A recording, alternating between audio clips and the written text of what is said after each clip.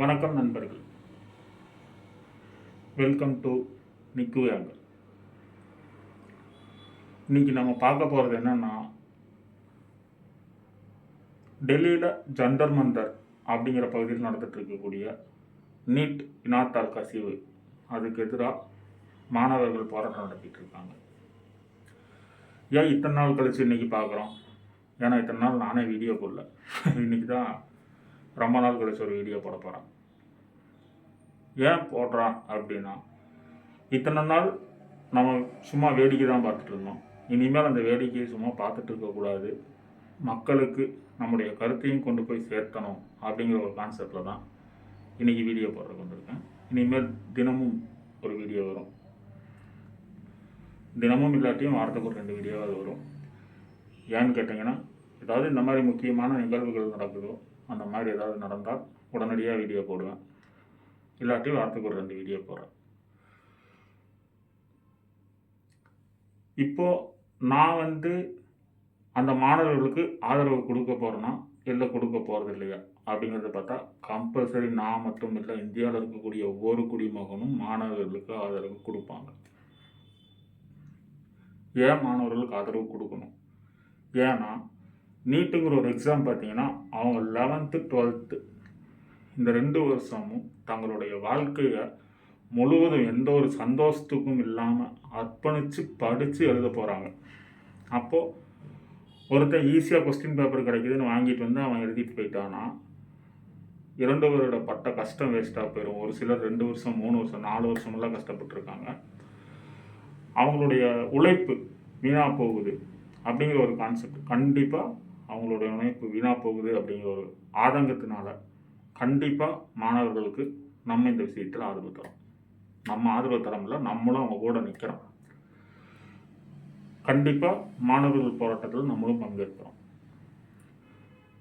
ஆனால் இப்போ அந்த போராட்டம் எதை நோக்கி நகர்ந்துட்டுருக்கு அப்படிங்கிறத பார்த்தா, அரசியல் லாபங்களுக்காக அரசியல்வாதிகள் இன்றைக்கி அதுக்குள்ளே பூந்துட்டுருக்காங்க.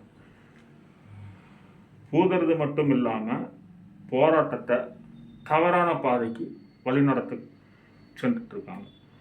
அதாவது மாணவர்கள் எந்த போராட்டத்தையும் முன்னெடுத்தால் அது வெற்றி பெறும் அப்படிங்கிறது இப்போ நேற்று இல்லை, பல காலமாக நம்ம தமிழ்நாட்டுக்கு அதுக்கான நிறைய பார்த்துருக்கோம்.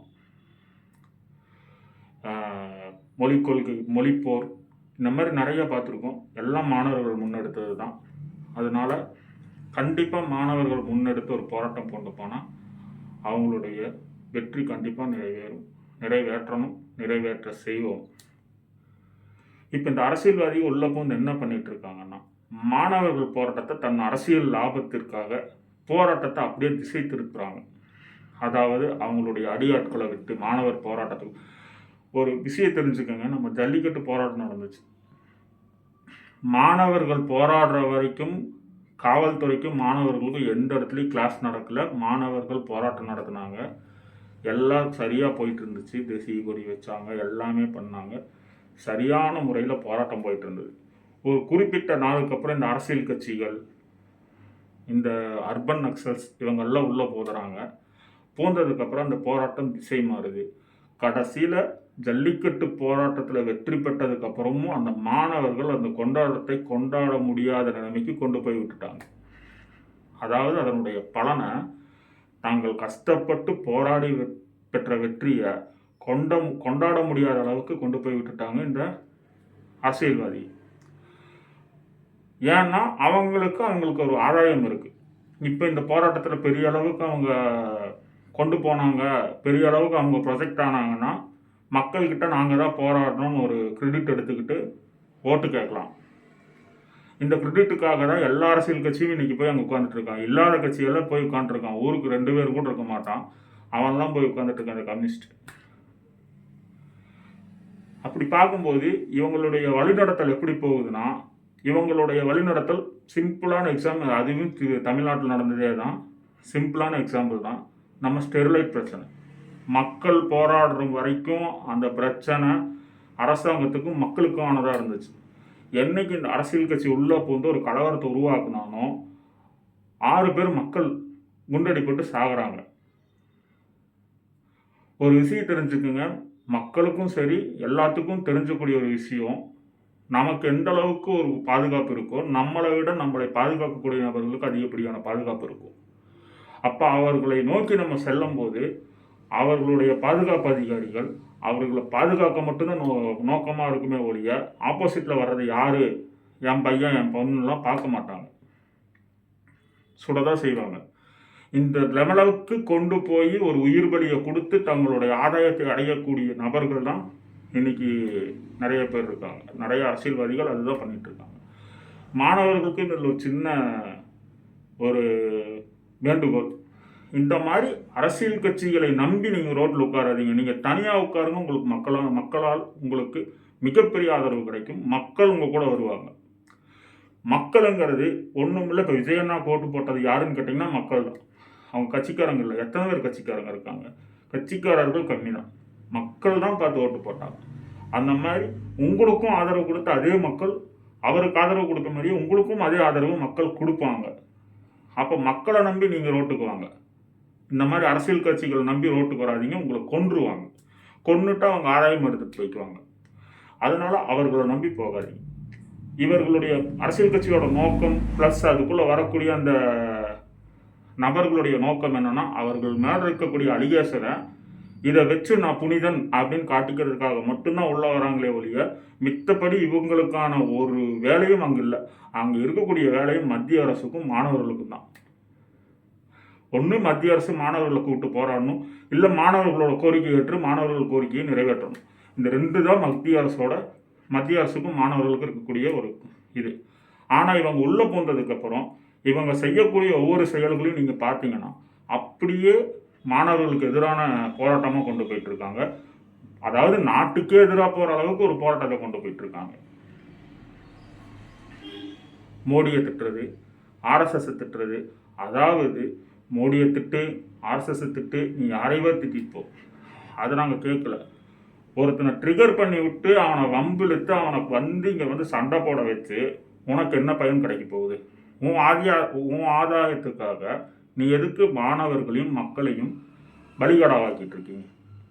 இன்னைக்கு வரைக்கும் இந்த அரசியல் கட்சிகள் இது மட்டும்தான் பண்ணுறான். அன்னைக்கு அந்த ஸ்டெர்லைட் போராட்டத்தை வச்சு டிஎம்கே ஆட்சிக்கு வந்துச்சு. ஏடிஎம்கே கவுத்திட்டு டிஎம்கே ஆட்சிக்கு வந்துச்சு. ஆனால் இன்னைக்கு அந்த டிஎம்கேனால என்ன செய்ய முடிஞ்சு? வெறும் ஒரு கொடூர ஆட்சி, 5 வருஷம் கொடூர ஆட்சி. இவங்க அதை தான் பண்ண போகிறாங்க, வேறு எதுவும் பண்ண போகிறதில்ல. ஒருத்தர் நல்லது பண்ணிகிட்டு இருக்கான், ஏதோ ஒரு குட்டையை குழப்பி எவனோ ஒருத்தர் போராடுவான், குட்டையை குழப்பி நம்ம ஆழை அடைஞ்சிக்கணும், ஃபாரின் ஃபண்டு வாங்கிக்கணும். இதுதான் அவங்களுடைய நோக்கம். மாணவர்களுக்கு அந்த நோக்கம் கிடையாது. மாணவர்கள் உண்மையான ரீசனுக்காக போராடுறாங்க, போராடணும். போராடுவது தான் இந்தியாவின் இயல்பு. இந்தியா என்றைக்கும் போராடி தான் ஜெயிச்சிருக்கு.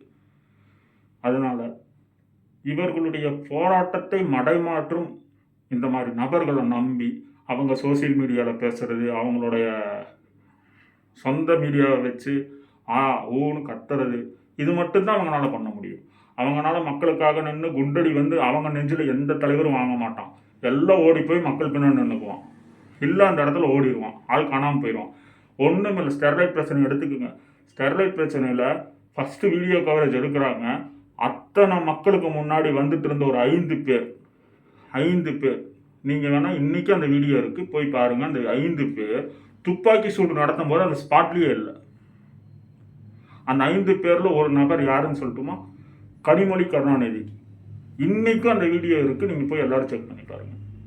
இவர்களுடைய இயல்பே இதுதான். மக்களை படிக்கடா வாக்குவாங்க, ஆக்கிட்டு இவங்க போய் தலைமறைவாக்கிக்குவாங்க. அப்புறம் எல்லாம் முடிஞ்சதுக்கப்புறம் நான் இங்கே இருந்தேன் அங்கே இருந்தேன் அப்படின்னு பில்டப் பண்ணிட்டு வந்துடுவாங்க.